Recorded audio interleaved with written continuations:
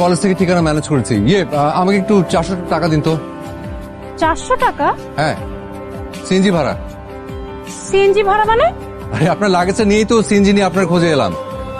আমার লাগেজ মানে? এই যে এটা আমার লাগেজ, আপনাকে কে বললো? না, কেউ বলেনি, আশেপাশে কেউ ছিল না, তাই ভাবলাম আপনার লাগেজ। কেন, ওটা আপনার লাগেজ না? না। দাঁড়ান, আচ্ছা আচ্ছা ঠিক আছে, আপনি এটা রেখে আমাকে 400 টাকা দেন, আমি পরে টাকা দিয়ে এটা নিয়ে যাব। আপনার সিএনজি ভাড়া আমি কেন দিব বলেন তো? তা ঠিক, আপনি আমার ভুলের মাসুল কেন দিবেন? আচ্ছা, আমাকে 400 টাকা লোন দেন। আপনাকে আমি চিনি না, জানি না, 400 টাকা লোন কেন দিব বলেন তো? আপনার কাছে থাকলে দেবেন, না থাকলে নাই। আমার থাকলেই বা আপনাকে কেন দিব? আমার বাবা কি বলতো জানেন? বাবা বলতো যে যখন পারবি না তখন সহযোগিতা নিবি, হাল ছাড়বি না, হেরে যাবি না, আর যখন পারবি তখন সাধ্যমতো সহযোগিতা করবি। ভাই আমার টাকাটা। ভাই একটু একটু আমার দেরি হয়ে যাচ্ছে। আচ্ছা একটু দাঁড়ান, মানে মোবাইল নেই আর কি। আপনি আপনি এক কাজ করেন, কাইন্ডলি আমাদের এই সিনজি ভাইয়ের ফোন নাম্বারটা আর গাড়ি নাম্বারটা আপনি একটু একটু কষ্ট করে একটু আপনার মোবাইলে একটু টুকে রাখেন। আপনার নাম্বার কত ভাই? 017 হ্যাঁ, 017 44 44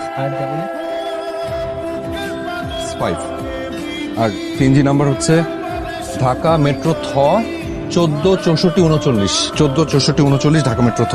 ঠিক আছে ঠিক আছে ভাই, আপনি যেতে পারেন।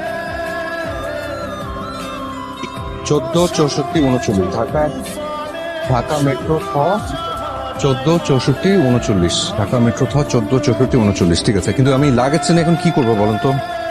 আপনি লাগেজটা নিয়ে কি করবেন সেটা আমার দেখার বিষয় না। আমি যে এই যে সিএনজি ওয়ালার নাম্বার, সিএনজি নাম্বার নিলাম, এটা দিয়ে আমি এখন কি করব? এক কাজ করেন না আপনি, ওই একটা কাগজের মধ্যে আমাকে একটু এই ফোন নাম্বারটা আর ওই সিএনজি নাম্বারটা আমাকে একটু লিখে দেন। মানে?